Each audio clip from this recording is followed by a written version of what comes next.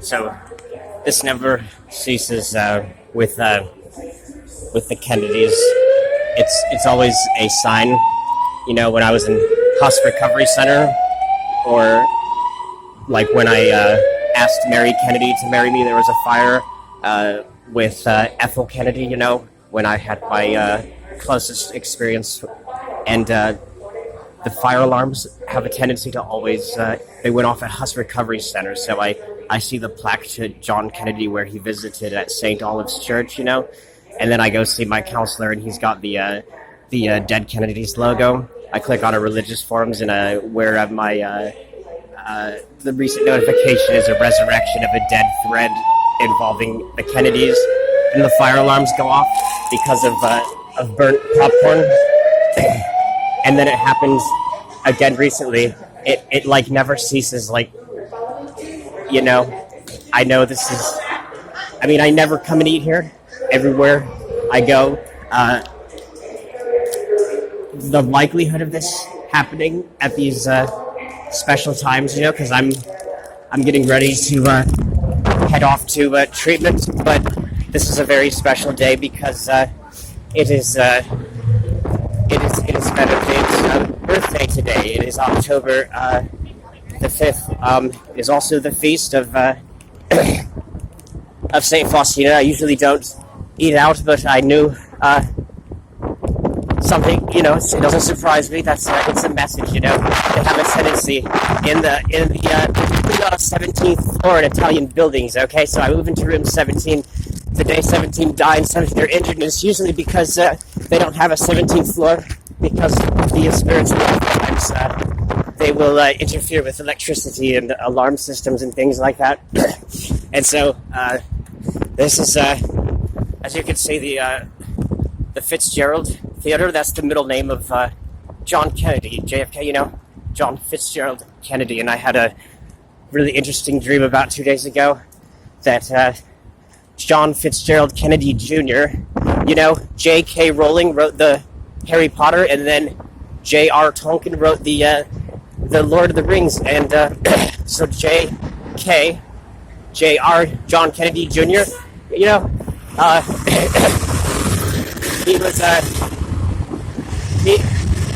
it's a long story as to why that's relevant to Harry Potter, but Elizabeth Potter Perry, enshrined at Golden Valley Humane Society, had this. I visited the plaque where she's enshrined, where she used to work, and immediately got a text that was very meaningful. It had so much to do with what was going on there about Maria Goretti, and so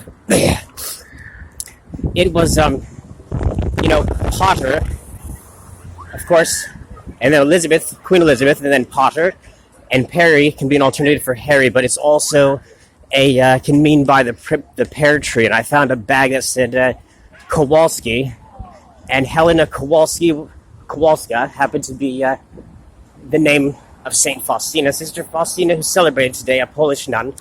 And Meadow Jade has ancestors from Poland, you know. That is how, my friends, the other world will speak to you through impressions that are left on your mind through dreams. And had a weird dream of John F. Kennedy Jr. smiling, looking a little bit embarrassed about something I said, you know, to Jackie. And but he gave me the thumbs up.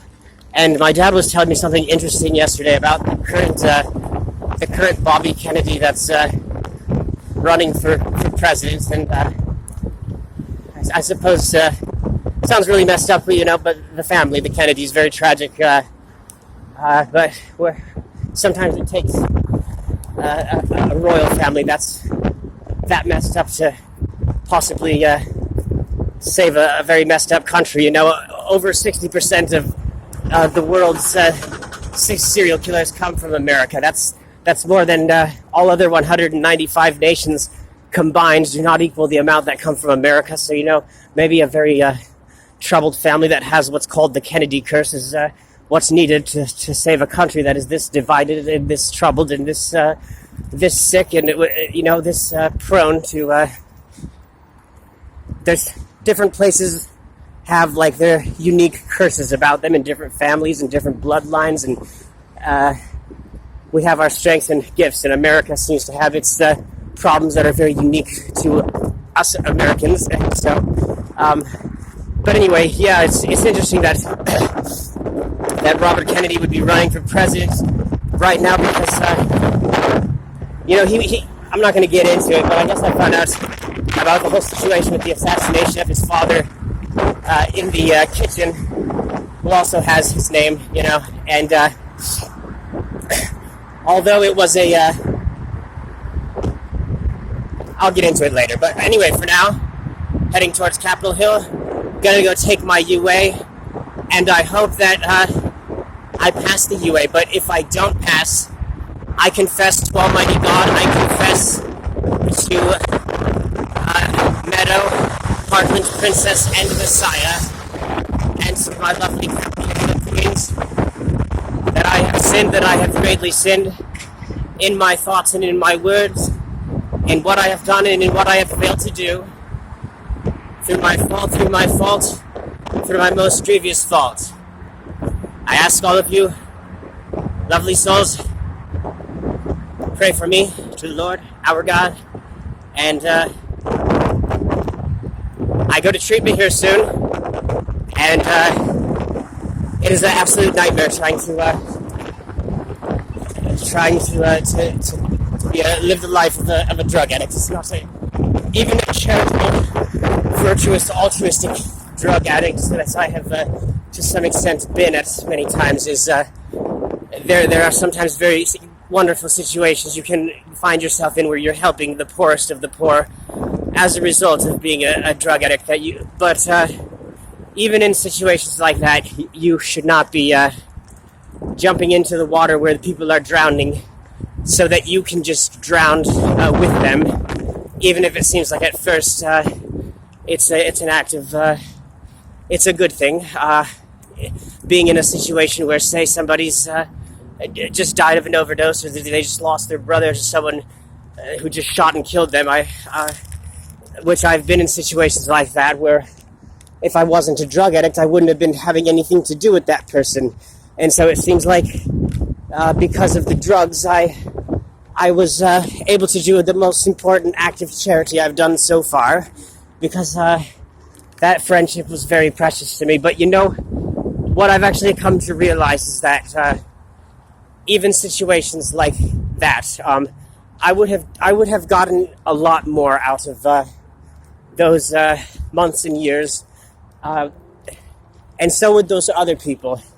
If I had found a way to, you go into the relationship and it's you're trying to help each other out of this cycle of addiction, and there's always like really serious consequences too, though, because something that seems like it's a really precious experience with mourning the loss of someone who just died, for instance, and all kinds of things you've learned as a result of breaking the law or causing you to meet somebody. I mean, there are always positives that can, the good Lord and the kami and the spirits that love you, they have a tendency of arranging things so that the negative can turn into positive. But it's always best to let your conscience be your guide, and I'm really realizing more than ever that the negatives are much greater. Even a very precious, life-changing experience that a person has where they learn all kinds of very valuable information for the journey. A very precious encounter, and it seems like it's even an encounter that has brought a person closer to the spirits they love on the other side and God. If there are drugs involved, there's always going to be a consequence that shows up shortly afterwards. And Meadow Jade, thank you, Meadow, Parkland Princess, has shown me that even recently, something that I was saying was so dear to my heart. I'm now seeing there are consequences, and I'm grateful for the lesson learned that if she wants me sober, I better do it for her, okay? I better recognize. And so I'm off to treatment this Tuesday. That's one of the reasons why I have been making these videos. I just don't know if I'll ever see you again. Bye.